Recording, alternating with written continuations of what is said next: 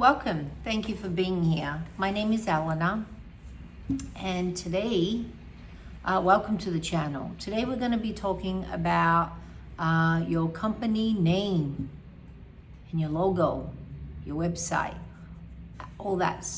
Each separately needs a video, but I'm just going to put them all together and go through it kind of quickly.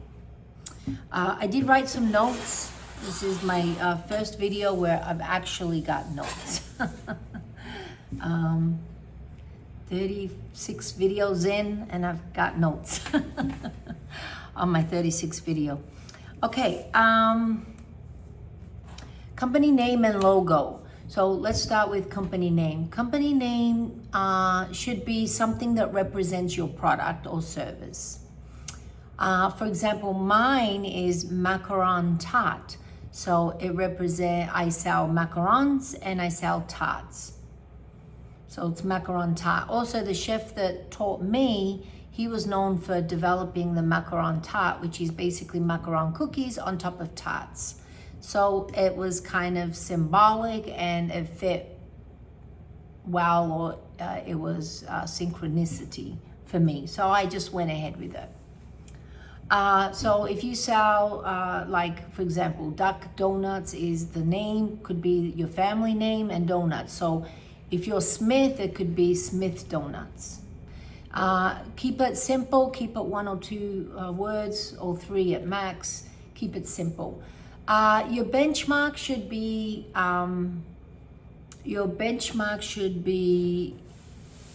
like corporates. Everything is McDonald's, 1 word.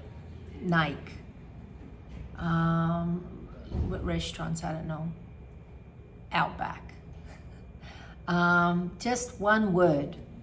So 1 to 2 word is max you should do. Any more than that, you're like getting people to type more, remember more, blah, blah, blah.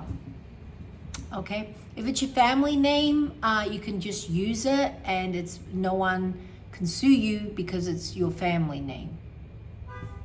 Unless your family name is McDonald's and you stop at McDonald's rather than McDonald's burgers or McDonald's fries or McDonald's cheesecakes or whatever. So make sure your name, the development on your name is representative. In 1 or 2 words, how do you describe your business? In 1 or 2 words, and that should be your name. Whatever that is, that's your name. But that's about what you want to do. Next, once you have your name, you're going to go to graphic artist, and they're going to help design like the way it looks. You can do this yourself. I see so many startup people draw and write, and it's got a whole lot of drawing and a whole lot of symbolism. Don't do that.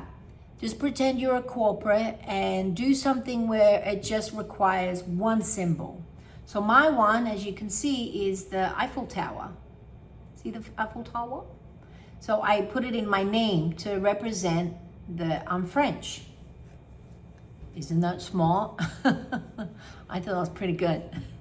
And so I told the graphic artist to come up with it where it's clear understanding, but a little French, and I needed an Eiffel Tower. So that's how I did it. I didn't do 2 Eiffel Towers, I did 1. So it could tell automatically you're dealing with someone French. So get them to do it. They're going to charge you. You can get them anywhere. You can see what examples they have. They're going to charge anywhere from $150 to $500. How much is and ask them before how much. And how much is dependent on how fussy you are. Is there a lot of back and forth, or good, that looks good to me? Kind of have an idea, and then if you want them to do all your thinking for you, you're going to pay more for someone's time and expertise. So once you have your logo and your name and it's in some type of a brand type thing, you could have, what are they called? A saying, made from scratch, only in Paris, whatever, what's Nike, just do it. You can have some type of logo saying, or just keep away from all that and just, because a logo saying should enact some type of feeling.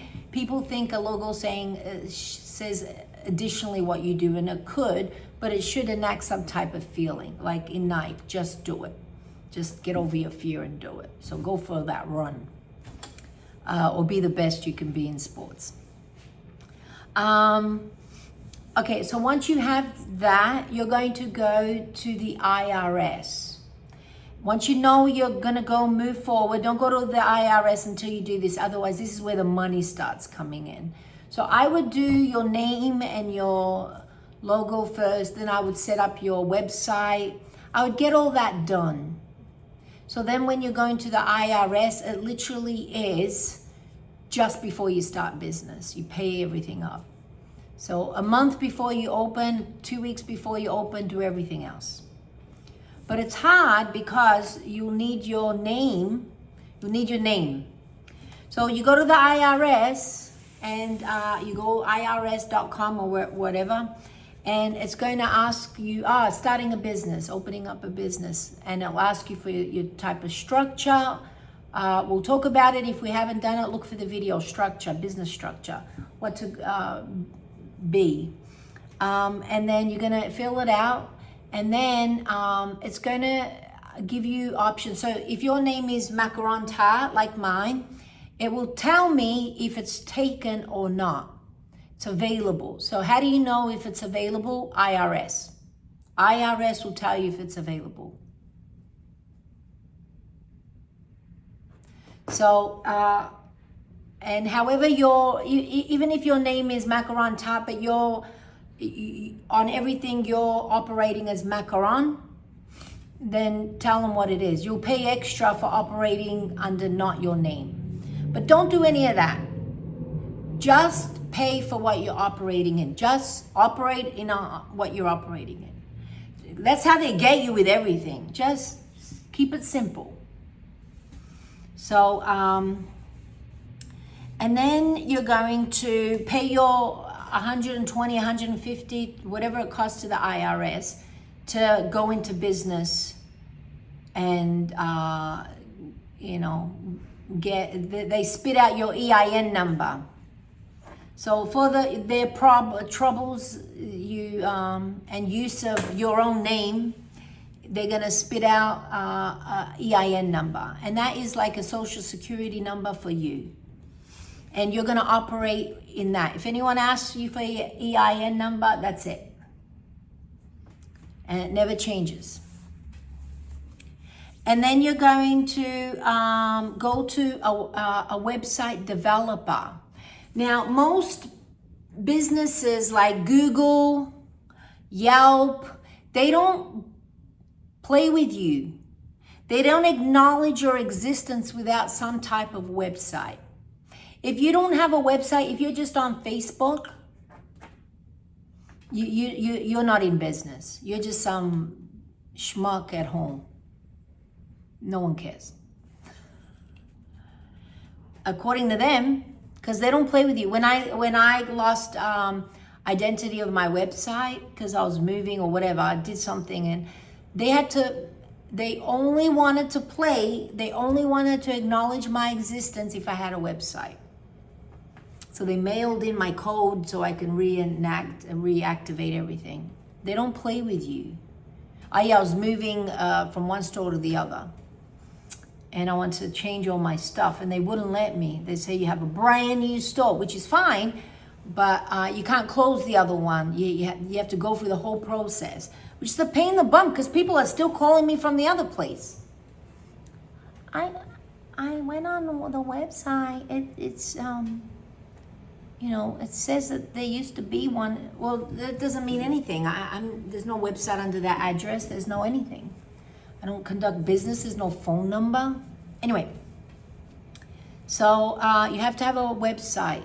Now, I would not play with websites. They are expensive, and just do minimal. Unless you are selling product from your website or you're getting orders from your website, minimal. It should literally, I think I have like I think I have 6 pages. But when I first started, I did 2. It was informational. But then I became like, well, you got to have a cart. So just the minimal amount required to have a store do, which is either 1 page or 2. That's it. Make sure your page includes your refund policy. If you don't, the bank will always give whoever complained about they didn't get whatever to them. So make sure your website is the first place they go to. All transactions or disputes go there. So make sure your website always includes your refund policy. What's your policy? We're going to talk about refund policy in another video. Refund policy. That's a great idea. I'm full of ideas. So you got to get a website developer. They're going to design your website, make it physically available in format. So they're going to format it. So you're just going to go to a website you like that's 1 or 2 pages and say, I like this. And then kind of create it yourself and then give it to them to make for you. Now that will cost you anywhere from $500 to $3,000. If honestly it costs more than a couple of thousand, you're being ripped off. I don't care who you are. Okay. Find someone that doesn't charge that much. It's not like, you don't need a doctrine. Come on. Or go to these places that offer it for free and just add to them. Sometimes you can get away from not having a website by going through the Square order online. But then you're connected to the Square and then you have to pay them and blah, blah, blah. So if you want to have full control and grow and be taken seriously, have a website. So the website developer is going to develop your website. Once it's developed, there's something there, then you need to, and initially, unless, I don't know your business is your business. So if you want to sell and get orders from there, just do everything very minimally. Because more stuff you do, like I sell classes online. I make that available to people to buy online. But they have to come in and do the class. But they can buy it at 2 a.m. I don't care. That way I ensure my refund policies are adhered to, because there's no way around it. There's no here and there. It's you bought it from this place, that's it. Also, you need someone to activate it, make it go live so other people can see it. Otherwise, it's just in La La Land. It's like email. It's just in your house.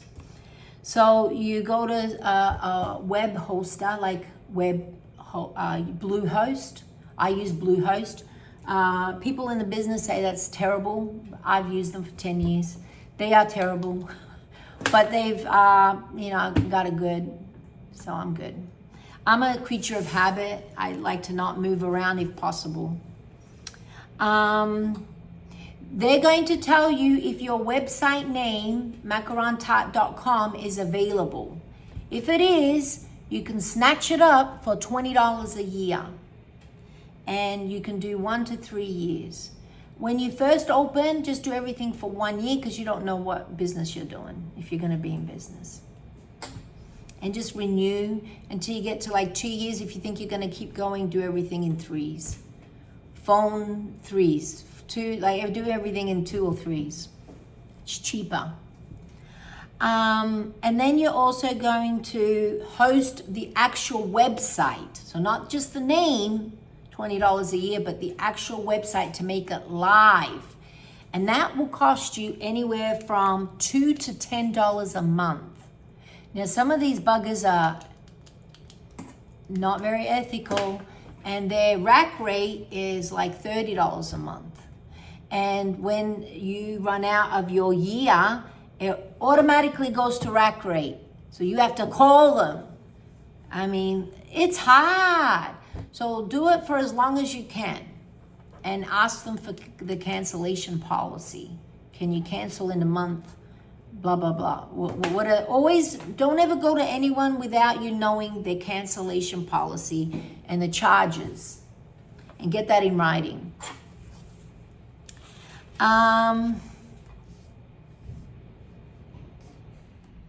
So yeah. So I back to the page thing. Don't do anything more than 1 or 2 pages. If you are selling stuff on it, you're going to need 5 or 6 pages. Just there's a cart, there's a shopping page that you need to put it, and then there's an introduction, what you do, or your services, products, who you are, blah, blah, blah. And then you may have another page, you know, for other services, or I don't know, but just make it's a contact name thing that's in the cart. So it's automatically another page. So just go minimally. Also, you need someone to actually collect the money from the website. So you need someone to collect the money from the website. And when you do that, when you have someone collect the money, it could be like Stripe collects, Square collects, all these things collect money from the internet and put it in your account. So when someone comes online and purchases a class, they get, oh, thank you for purchasing. We'll see you on this and this date. You bought this in this class. And then I get a notification in my email from Stripe saying, hey, this customer purchased and this is your money. And, you know, it takes 3 days and it clears in your account.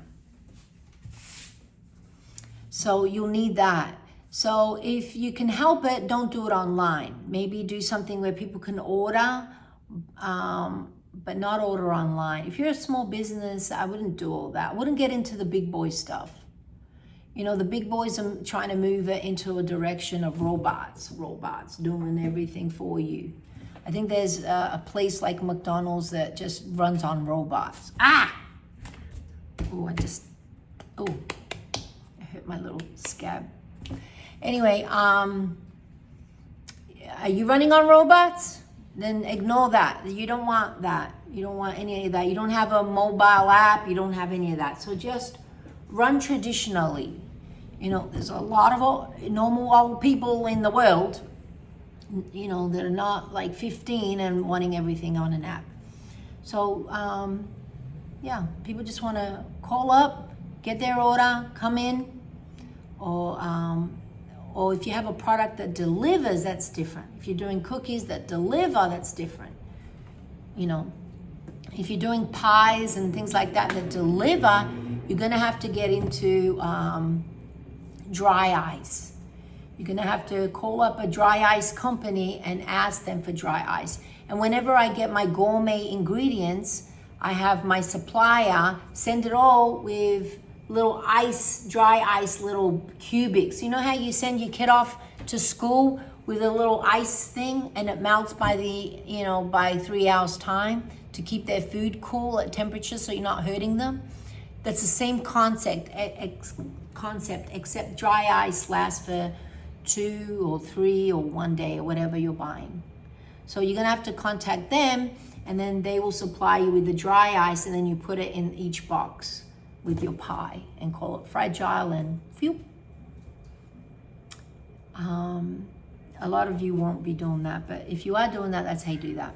Because I looked into a lot, but I didn't want to do that. It's like this work is so much work. You want to keep not too much going on, because unless it's making you money, it's just more things you got to do. So that's it. Hope this helps.